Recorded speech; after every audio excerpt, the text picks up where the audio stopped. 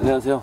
오늘 아침은 좀 쌀쌀하네요. 저는 오늘 안동 우리 처가집에 시골 땅이 있는 곳이 있어요. 안동 용가 그쪽으로 이것저것 가지고 제가 여기서 필요 없는 것들을 이제 가지고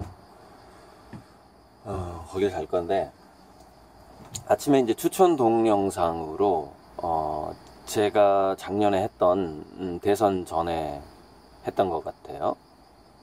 박근혜 탄핵 이후 대선 전에 동작 청년회의소라고 젊은 CEO들 30대 초반의 CEO들을 대상으로 했기 때문에 비즈니스 트렌드에 대한 강의를 했는데, 제 강의를 제가 다시 들었는데 공부를 정말 많이 했어요.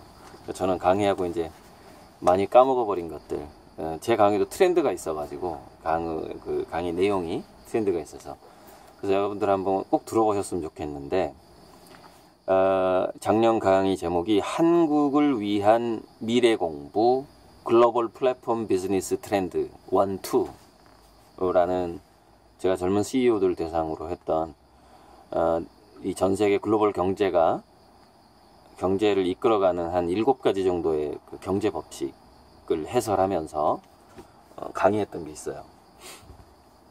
근데 그 강의를 이제 들으면서 이제 신문을 몇 개를 이렇게, 오늘 신문 포함해서 보는데, 삼성의 이재용이 이렇게 반도체 기술의 초격차를 반드시 유지해야 한다라고 얘기를 했다는데, 이게 참 이런 게 있어요. 심리학적인 분석인데,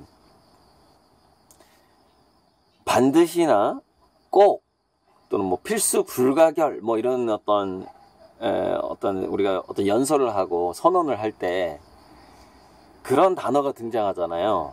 그러면은 이미 망해가기 시작한 전조라는 겁니다. 정말 힘이 있고 정말 여유 있는 사람들은 반드시 꼭이란 말을 안 쓴대요. 그러니까 좀 이렇게 좀 더 부드럽게 말을 하게 되는 것이죠. 그러니까 이거는 뭐냐면 굉장히 위험해졌다라는 걸 의미해요. 이 말만 봤을 때 그래요. 심리적으로. 제가 이제 삼성에 대해서 얘기할 때, 삼성의 최대 단점은 글로벌 SNS 플랫폼을 만들지 못한 것이다. 그래서 이제 그게 단점이 되어서 플랫폼 안으로 반도체 회사라든가 뭐 여러 가지 회사들을 끌어들일 수가 있거든요. 그러니까 지금 아마존이 인공지능까지 연구하고, 원래 그 책 팔던 회사가 그렇게 발달할 수 있었던 것은 자기 책을 사주는 고객들과 연결되어 있다라는 것, 거기서부터 문화적으로 연결되어 있다라는 것, 그 플랫폼의 힘 때문에 인공지능까지 발달하게 된 것이고, 예를 들어서 알리바바는 수많은 중소기업들을 거래세 없이 이렇게 비즈니스 하게끔 도와주겠다라는 마음으로 창업을 했잖아요. 그러니까 알리페이 뭐 이렇게 나오면서. 근데 그 수많은 중소기업들 중에서 뭐 별의별 기업들이 많겠죠. 언제든지 손만 내밀면 손을 잡을 수가 있어요. 협력자들이 굉장히 많다는 거죠. 플랫폼을 가진 기업은, 대기업은. 삼성의 최대 약점은 플랫폼이 없다라는 거예요. 그래서 그 시너지가 약하기 때문에 따라잡힐 수밖에 없어요.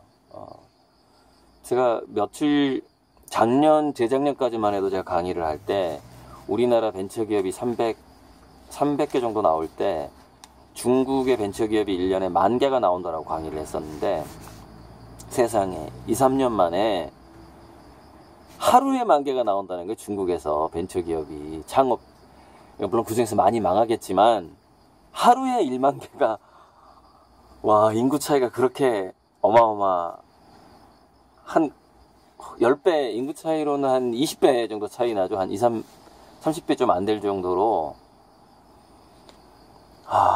우리나라 하루에 100개가 나오려나? 하루에 10,000개씩. 그러니까 중국의 성장 방식은 뭐냐면요, 무수한 시행착오예요. 제가 예전에 강의할 때 질보다 양이라고 그랬죠. 여러 번 시도를 해야 좋은 게 나온다고. 무수한 시행착오. 그리고 뭐 중국에서 무슨 공사를 하면 거기는 아직 인권이 없잖아요. 그러니까 막 산업 현장에 사람들이 많이 죽어요. 중국은 그냥 죽으면 묻어버려요. 뭐 공산주의 국가니까 뭐 이러다가 죽을 수도 있는 거지. 뭐 이렇게 넘어가 버린다니까요. 그러니까 몇 명 죽은 다음에 왜 죽었지? 하면서 그걸 개선하는 거예요. 몇 명 죽고 왜 죽었지? 개선하고. 그러니까 뭐 이 다리 놓는 거라든가 빌딩 짓는 기술 이런 것들이 사람의 목숨을 그냥 이게 묻으면서 예전에 만리장성 쌓듯이 시체 묻으면서 그냥 그 기술력을 만들어 버리는 거죠. 그렇게 하다 보면 어떻게 돼요? 나중에 그 사람들이 이제 죽지 않고서도 기술이 발달하는 단계로 넘어가 버리는 거죠. 무서워요. 그러니까 중국하고 반도체 기술 격차가 있는 것으로 생각하지만 지금 여기저기 제가 제 정보 통에 의하면 지금 반도체 격차가 없어요. 중국하고. 없고 삼성 반도체가 부딪힌 장벽이 뭐냐면 초집적도의 한계예요. 그러니까 막 집적도를 하잖아요. 그러면 그래 좋아요. 뭐 분자 크기까지 갔다고 쳐 이렇게 원자 크기. 근데 거기서는 한계가 생겨요. 예를 들어서 우리가 쌀에다가 아주 날카로운 그 칼로 쌀알에다가 글씨를 쓰는 서예가가 있어요. 집적도를 얘기하는 거예요. 거기까진 가능하죠. 거기까지는. 근데 뭐 좁쌀이라거나 아니면은 손에 잡히지도 않는 먼지에다가 글씨를 쓸 수는 없잖아요. 이게 이제 집적도의 한계라는 거예요. 기술적인 한계에 부딪히게 돼요. 초집적도로 가게 됩니다. 그래서 속도가 느려지게 되죠. 그래서 무어의 법칙이라든가 황의 법칙이 통하지 않게 되는 거예요. 그러면 그 집적도의 한계가 다가오게 되면 어떻게 되죠? 반도체 기술이 전혀 다른 기술로 넘어가 버리는 거예요. 그러니까 DNA를 반도체로 쓴다거나 이런 방식으로. 그런데 삼성은 너무 잘 나갔기 때문에 그동안 반도체로 너무너무 돈을 많이 벌었기 때문에 차세대 반도체 기술을 아직 만들어 놓지 않은 거죠. 그러니까 지금 주식 투자하시는 분들 삼성전자 믿지 마시고요. 언제 어떻게 될지 몰라요. 이거 조심하셔야 돼요. 자, 사법부, 우리나라 사법부 문제가 많은데 딱 이 한마디만 하고 싶어요. 인공지능 판사 시대가 온다. 이것들아.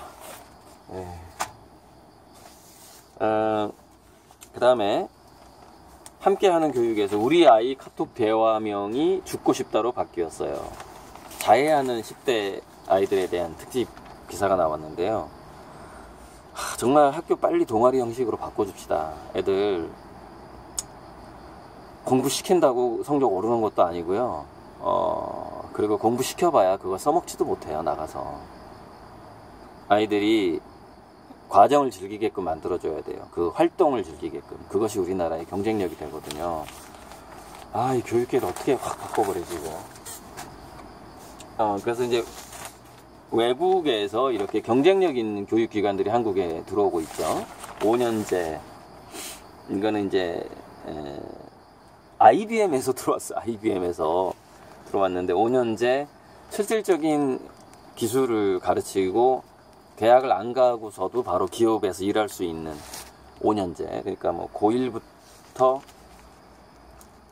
치자면 고1, 2, 3 전문대 1, 2, 이게 합친 거죠. 그리고서 바로 그러니까 이게 이런 사례가 보여주는 게 이제 그 우리나라의 명문대 어떤 우상화가 이제 점점점 사라질 것이다. 그리고 사라지다가 또 갑자기 사라질 것이다 라는 걸 의미하죠. 자, 구직 단념자가 오늘 신문이에요. 구직 단념자가 50만 명을 넘어섰고 양질의 일자리가 감소하고 있다. 또 하나는 초고령 사회.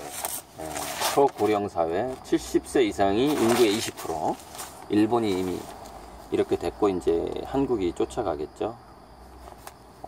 일본은 65세 이상이 28.1%로 나오는데 조금 있으면 3분의 1이 노인이 되네요. 일본은. 우리나라도 이제 그렇게 따라가고 있고. 여러분 그게 있어요. 의료비 지출이 75세부터 급증하거든요. 그래서 이